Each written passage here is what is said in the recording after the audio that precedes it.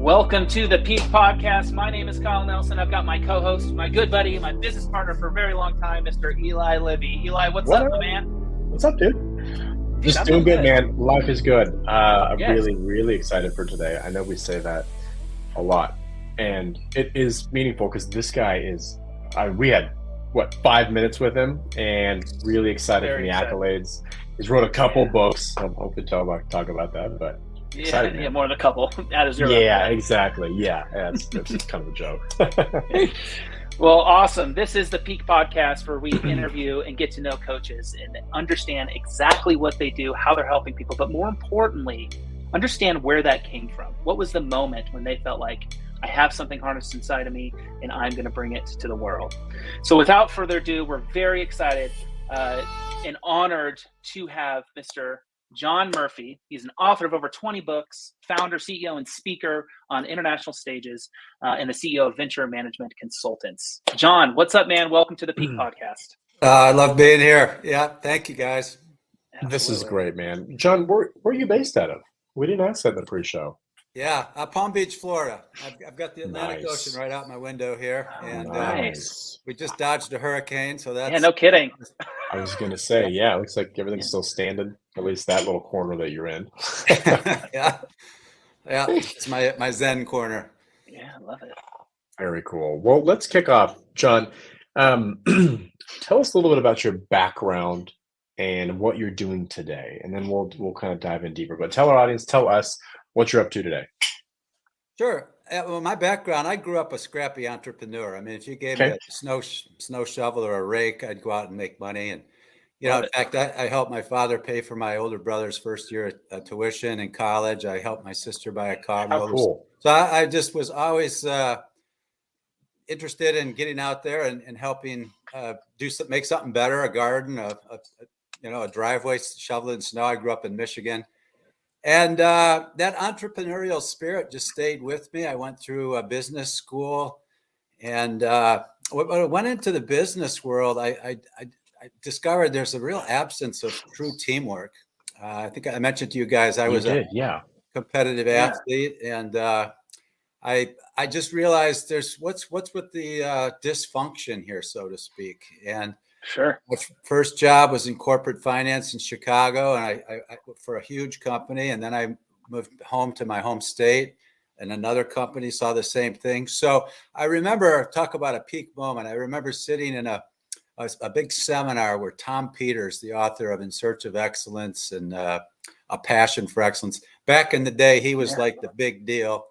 And I'm dating myself just a little bit, but I remember him up on stage, and there were probably 1,000, 1,200 people there. And I just sat there and I said, I want to do that.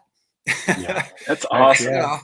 And then, so in 1988, I started my practice, and then people close to me that I really didn't know what I was doing. I have to say, guys, people said, if you're going to make it in this business, you got to write a book.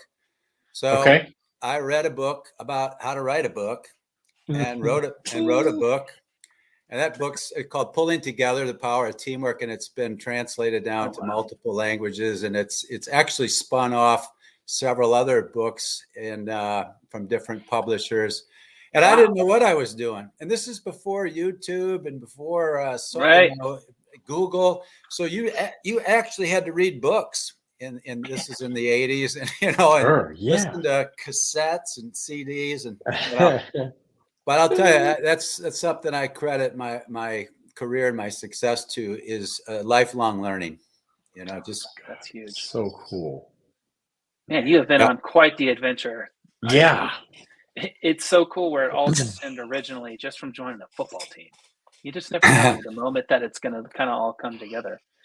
So what was the deciding factor after that? You started writing a book. So when you had that book, it started getting some traction. Then what? What happened after that? Did you start getting some clients, students, start talking to people? You start speaking? What? Yeah, great question, Kyle. Actually, before I wrote the book, I decided, and I don't consider myself a salesperson. In fact, for the last 30 years, I haven't made any sales calls. I asked a very paradigm shifting question, which is, instead of me calling companies, what do I do to get them to call me? I don't want to go on call. I just don't want to do that. So how can I get them? And I borrowed a practice from law firms. Law firms back then, I think they still do it, would offer free seminars to educate people on the newest laws and things, do's and don'ts. Yeah. And they'd get clients out of it. So I thought, well, why don't I offer a seminar and see if I can get people to show up and see if I can wow them enough to hire me. And so I did that. I rented a space at a local university and I created a workshop called Pulling Together, which later on went national. I mean, I had the CIA come into my workshops in the Navy, and, Fortune 100s. Cool. So I created this workshop and I put it on, and I got 2 clients out of it. One of them was a bank who said, "Do you need any money?" Of course I did. So I kind of call it flow.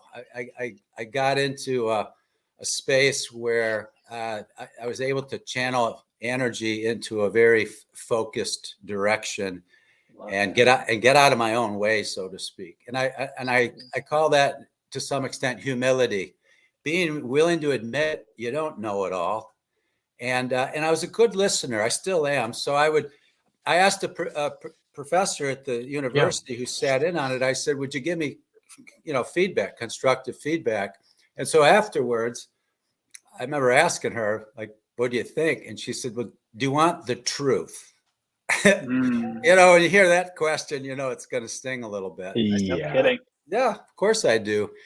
And she said, "Your content is great, John, but your delivery, you could use some work." Now, keep in mind, I didn't know how to do this.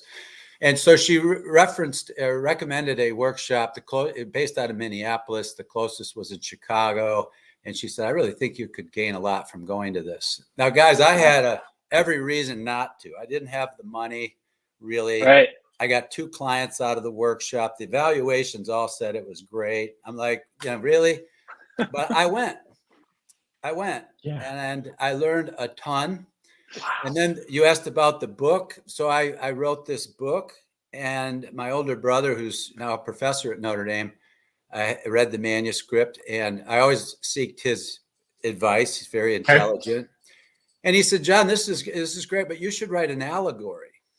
And I said, oh, what's an allegory? I mean, I didn't know. He said, "It's like a novel. It's a story where you learn through characters what it is you're trying to teach." I'm like, "Oh, cool." So I read some allegories, learned about allegories. And then I wrote a book called Agent of Change, Leading a Cultural Revolution. And the characters in it were cool. And that made the national newspapers. And I got endorsements from some, military generals and the 1 Minute Manager, some big names. And then a university professor, another friend of mine who read it, she goes, "John, you got to write the sequel. It's perfect for a sequel." I'm like, "It is?" So my point is, I listened. I've been curious my whole life, and I think that's a key component to being successful. You gotta learn from the best. You got to keep trying stuff. Like I said, I'm very entrepreneurial. And it's not a mistake if you learn something valuable from it. Totally. Right? Absolutely. Yeah. So, you gotta be moldable in life, right? Sure. You gotta constantly just be open. Yeah. John, tell us about a moment or an example, if you can. You've gone through trials and tribulations, ups and downs. Tell us about a failure, and tell us about how you took the learnings from that failure and moved it forward into. Oh God. How much time do we have? Yeah, I got a few hours for you. Yeah, I know. Yeah. Open it up. I'll grab some popcorn. Yeah. Well, actually, I'll just go back to that very first book. Yeah. Okay. My mindset was, I didn't have an agent. And I put the manuscript out to publishers. And I remember one publisher came back, and it was a big publisher. And they said, "We're interested. It'll be a year before we can get this published." And I just remember thinking to myself, a year? I mean, I've already written the manuscript. So I self-published it. Now, this is before Amazon and all this other stuff. So I see where basically the publisher is the financer, the funder. Mm-hmm. So I funded it, and I made all kinds of mistakes with it. There was no barcode on the cover. There were, it was just not a normal looking book. So I went to a conference in Indianapolis, a publishers conference, and they had experts there, cover designers and lawyers and, copywriters and editors and publishers. And they looked at my book and they were like, this is a mess, and the only thing they couldn't explain is how I sold out all these books and was in another printing already. And it could certainly been better. But I learned from it, and I learned a whole lot more about the publishing industry and the do's and the don'ts. And so went on to write, 19 more books and I still don't know if I have it right, but I'm curious. Totally. I'm going to keep awesome. trying. That's awesome. Kyle, I feel like that's a trait that we've seen come up a couple times in our program. Mm-hmm. Is people come back from our retreats, our solo retreats, and curious from an entrepreneurial standpoint has come up multiple times from some of the most really successful entrepreneurs. Being curious is that trait that I keep seeing come up a lot. And then John, you keep talking about that as well. How else are you going to have that growth mindset? For sure. And to be open and really harness the power of a failure and take it, move forward. I think that's really cool. No question. And really to open up the mind. And I'll give you another quick example. And this is a mind-blowing kind of story. But in the year 2000, I was halfway through writing a book and I stopped because my father got deathly ill and passed. And I never went back to that book. I just didn't feel it. So for 9 years, I never wrote another thing. I was out teaching and consulting. And I was in 2009, I was doing a week-long project in France, outside Lyon in Bourgogne, France. And the following week, I had a week-long event up in London. So I had a weekend in between. And I got up on a Saturday. Normally, I'd just go wander around and look at cathedrals and drink coffee and practice my French or whatever. And I got up on the Saturday morning and there was I'll call it a presence, an energy in the room. Okay. Yeah, I feel it. And it wasn't asking me to write again. It was telling me. It was like command. Wow. And I remember thinking to myself, Dad, is that you? Yeah. Going out here. And I resisted. I pushed back. I don't know what to write about. I can't. I don't want to start something I won't finish. I'm busy. I had all these excuses. In fact, it was like almost haunting in a good way. But I opened up my laptop and I said, all right, you want me to write? You tell me what to write. I wrote all weekend. And the book I wrote went on to win Most Inspirational Book of the Year in Toronto, Canada. And it was called Beyond Doubt, 4 Steps to Inner Peace. Now, I've been writing business books, teamwork, customer service, leadership, strategy type books. And now I'm writing what you might find in the spiritual section of the store, so to speak. But it was a mind-blowing book. In fact, I just this week rolled out a class that was a micro course. It was filmed out in Las Vegas recently through a company called myfuel.io. And Fuel is putting these micro courses out for people to learn a 200 or 300 page book in like a half hour. It's like, wow. Back in the day, we called it Cliff Notes, but it's just people's attention these days. Could just give me the 10 nuggets or the 5 nuggets. So Beyond Doubt has done really well in all that way, but it also opened my mind up to a whole new perspective where I integrate business practices with spiritual practices. Okay. So if you think about the word inspiration, meaning in spirit, it translates into fearlessness. And one thing I've seen over and over and over again from executives, senior level people is fear. They're afraid to lose market share. They're afraid to screw up. Totally. And so a lot of cultures, and I'm known for culture change, a lot of cultures are fear-based. They're protective. People are stressed. It's not pretty. Imagine if you're a sports team and you're afraid to go into the game. God, what if we lose? What if we screw up? And as a quarterback, what if you walk up to the line of scrimmage and you're afraid? Sure. You're not going to win a whole lot of games, because everybody's going to read that. Mm-hmm. What I learned is by integrating spiritual teachings. I wrote a book called Sage Leadership, where you're taking ancient wisdom, integrating it into, what's Einstein saying or Nikola Tesla saying that's essentially identical as Lao Tzu, or Buddha. I mean, because there's similarities. And so it's put me in a whole new space. And I remember learning some of this from like Greg Braden, for example, NASA scientist who was integrating science with spirit.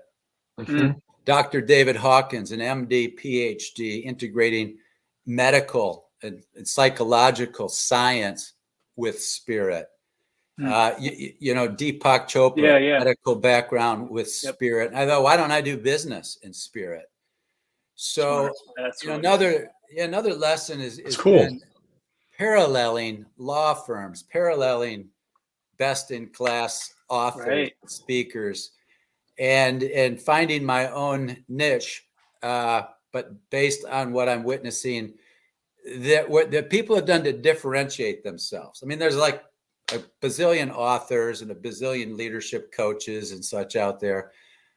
But, to be really successful, you got to differentiate yourself. For sure. Absolutely.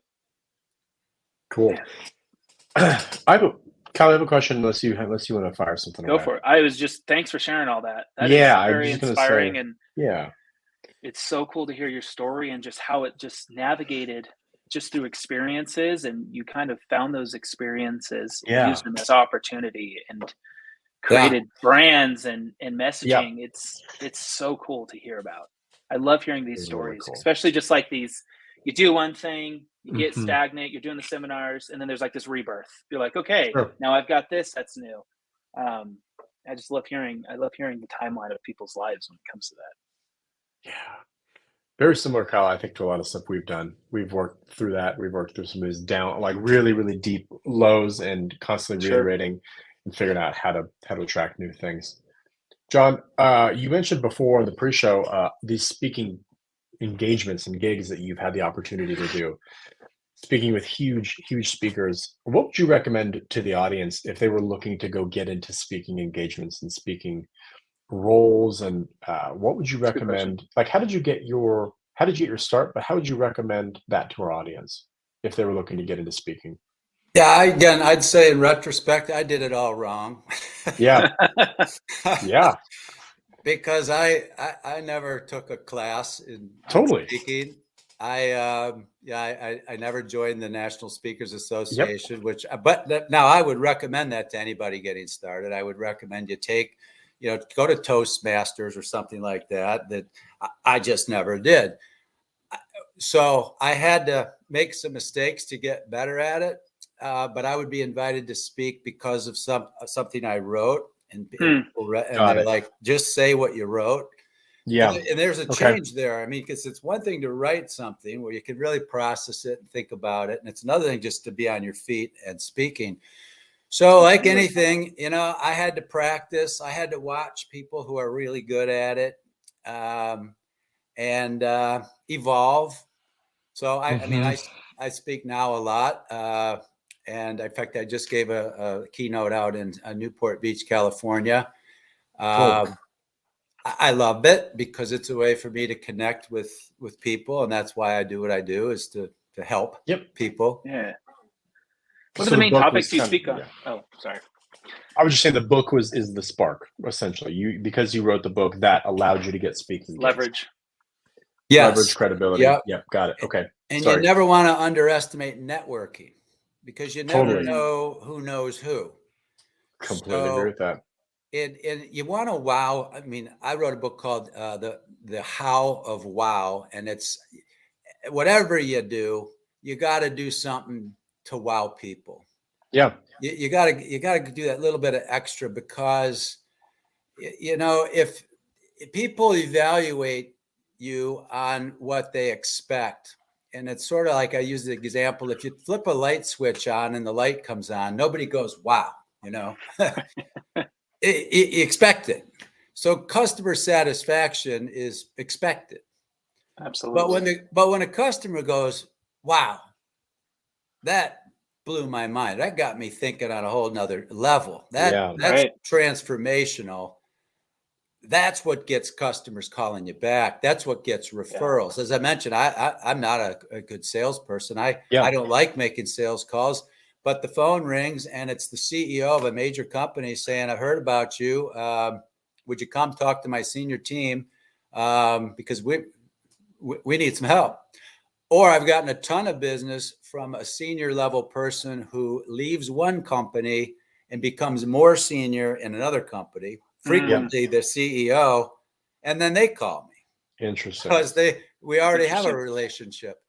Right. So build your network, you know, and that's great advice. Yeah.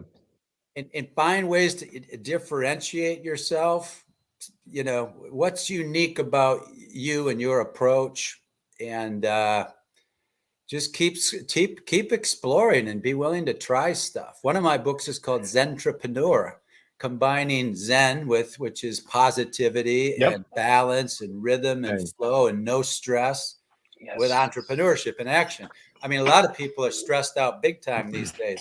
How do you approach whatever it is you do? Absolutely. In a relaxed way. Sounds like a cool book. Right. Yeah. All these book titles. Well, John, we're butting up against time with our podcast. Thank you so much for everything you've shared with us, an amazing journey that you've been and you're continuously on. If you could leave our listeners with one thing that should stick with them, what would that be? I like to call it focus and alignment. So focus on what's important. A lot of people they're scattered. They couldn't quite figure out. Focus what you want. And alignment means aligning every resource you can with that, you know, people that you network with, coaches, you know, friends, family, whatever. Right. Because there's power in numbers. And if you can get focused on what really matters and get the resources around you to help you, which I've done over and over again, because that's why, I mean, I ask for feedback. I ask for help. Absolutely. And be humble and open, and just the world will unfold, you know. Awesome. Love that. Yeah. So true too. Great tip, man. Got to be open to it. Great tip. Well, John, if people wanted to get, here's one last thing I say to people. A lot of people searching, what's my purpose in life? So I hear all this about purpose.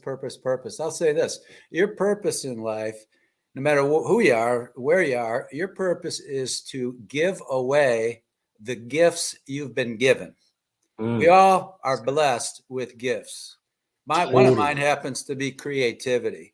And so what can I do with my creativity to make things better in the world? And when you make things better in the world, and it's not all about me, it's not selfish, it's about giving, you receive. It's a law of attraction. It's karma. Call it what you want. But, you know, the more you give of something, the more you get it back. So stop giving grief and complaints and looking for what's wrong in the world. Start finding what's right in the world and what you can do to make it even better, and the world will open up. I think that's super. I love that. I love that. Amazing, man. It's so true. Thank you so much. The giver always gets. It's the truth. Yep. Well, John, gotta be authentic.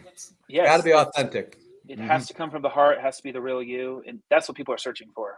That really is what people are searching for. That's what I'm searching for. Where can people find you if they wanted to connect with you, read some of your books, have you speak, coach, all that good stuff? Where's the best place to send them to? Sure. I do a lot on LinkedIn. It's John J. Murphy Mystic. My website is johnjmurphy.org, and that lists my books. It tells, you know. Cool. I'm easy to find, although there's a gazillion John Murphys in the world. If you put author in there, you might narrow it down to 3. You might. Yeah. Cool.